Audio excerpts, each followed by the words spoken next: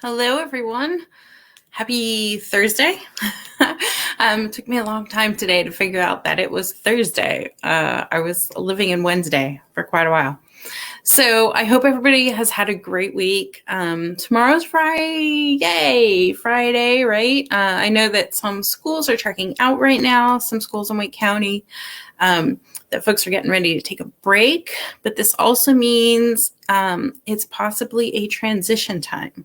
So how did the first session of virtual learning go for everyone?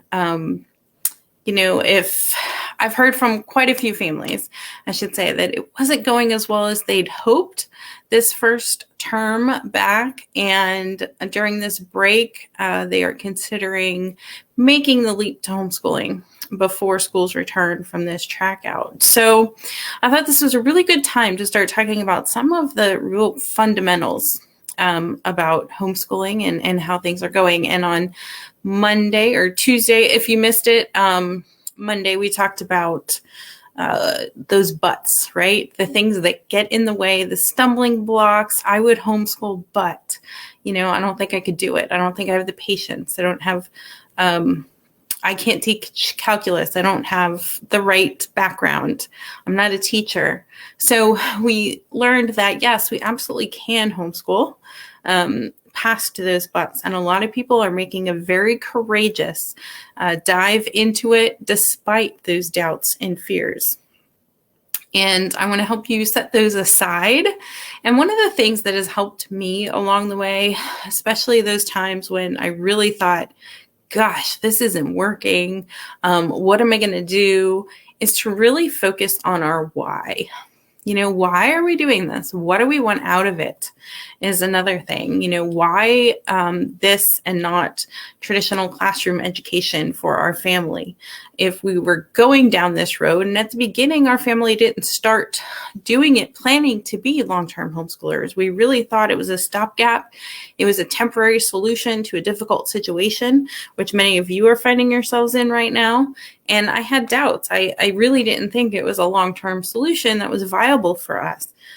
And as we went along in the years and we kept going, of course, we hit roadblocks. We hit, those peaks and valleys, and those tough times really kind of brought home to us that having goals, having purpose in doing this, just regardless of how long it looked like it was going to be, is really what got us through it. And ultimately, it kept us homeschooling.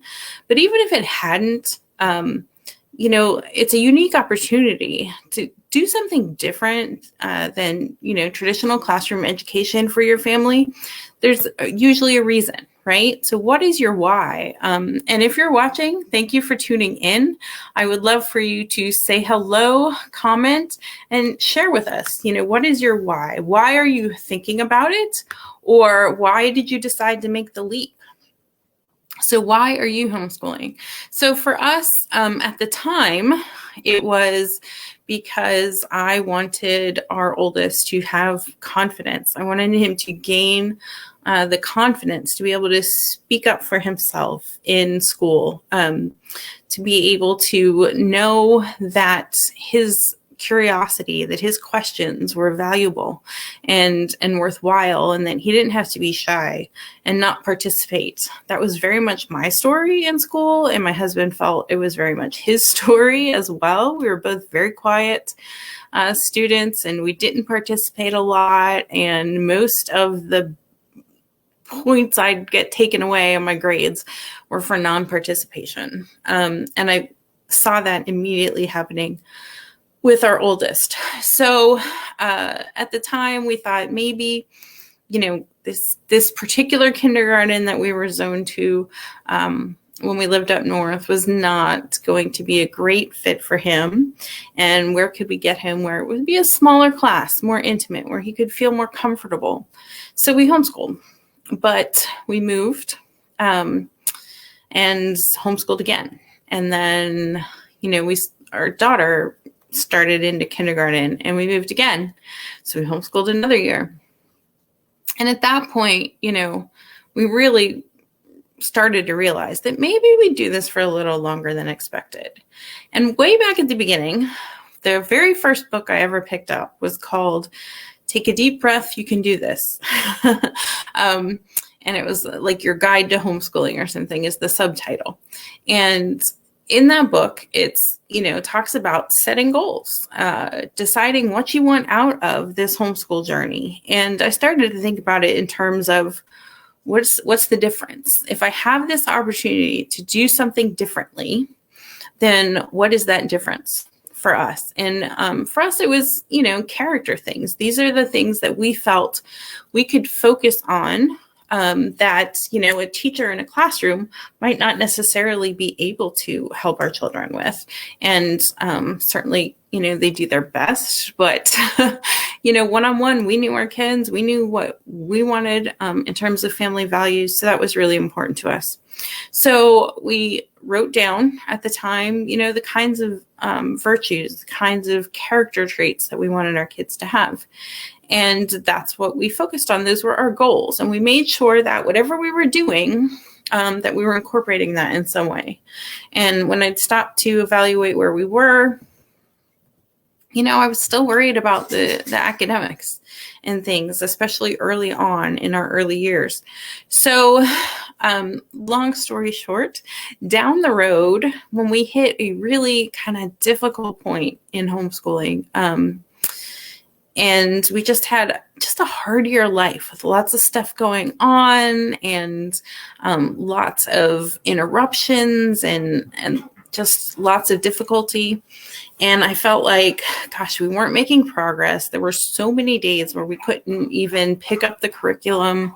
We always did some reading together, but what else? What else were we doing besides really getting to spend time together, which was a wonderful thing. At the end of the year, when I looked at how little, of the textbooks and how little of the workbooks we had actually touched, it was kind of devastating at that point. We were probably 4 or 5 years in to the homeschooling journey.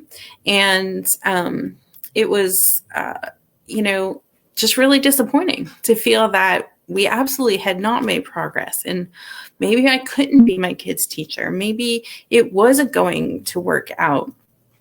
And funny enough, the way life kind of hands you these things, I actually ended up in the hospital with a kidney stone of all things, nothing major, but quite painful and a surprise. It was, an emergency room visit kind of thing. And while my husband and youngest at the time and I were at the hospital for many, many hours, we had left our oldest with neighbors. He was 8 or 9 at the time, maybe a little older, 10. And we, when we got home that evening, we had pets and animals and backyard animals and things to be taken care of at the house. And we had left home in quite a rush. And we got home and he had taken care of all of it without anybody telling him. He'd, fed the animals for the night and locked them up in their homes and, let the dog out and made sure everything was locked up and turned off. And then he went across the street to a neighbor's that were looking after him to spend the night. And I thought, for a young kid, and it wasn't that we were thinking at the time that it was because of homeschooling that, he figured all this out, but more that it was despite my feeling that we had screwed everything up, we were still successful at those character traits, at those values, at that responsibility that we wanted our kids to teach, at that kind of self-starter, that taking initiative kind of things that were important to us, that we were successful. And a couple of years down the road, we kind of hit it again. We were struggling with the math curriculum, and my kids were just, hitting wall after wall after wall. And again, we kept at it. At the end of the year, we'd covered less than 2/3 of the curriculum. But they didn't give up. When they came up to another topic that they didn't understand, they worked through it. They persevered. And, there were those things that they didn't understand. They didn't have to rush past them. They didn't have to get through it just because that was the pace of the class. We were able to stop and do it. And they learned that, that reward, that good feeling of getting through something that was tough. And that life lesson, again, if we didn't have those as goals and our goals were simply staying on track academically, we totally would have felt that we failed. But it didn't work out that way. So why do I do this? Why am I homeschooling? Why are you deciding to homeschool? Is it to give yourselves more flexibility? Is it to avoid the frustration of the screen time right now? Is it, because we're realizing that sometimes, life is short and it doesn't work out the way we want it to work out. And we want to cling to the things that matter to us, like our family, our kids, our extended family, grandparents and cousins and things like that. So, if those are the things that are important to you, that may be your why, or maybe you don't know. It's just really hard to be doing the virtual learning or doing the, in and out of school right now. And that's okay. But think about what's different. What am I going to get out of this that's different? And make that your why. And that becomes, when I talk about launching into homeschooling, going on this journey, that becomes your North Star. You're going into uncharted waters. This is a journey you have probably not been on before, or you wouldn't be, looking to resources to kind of help you through that.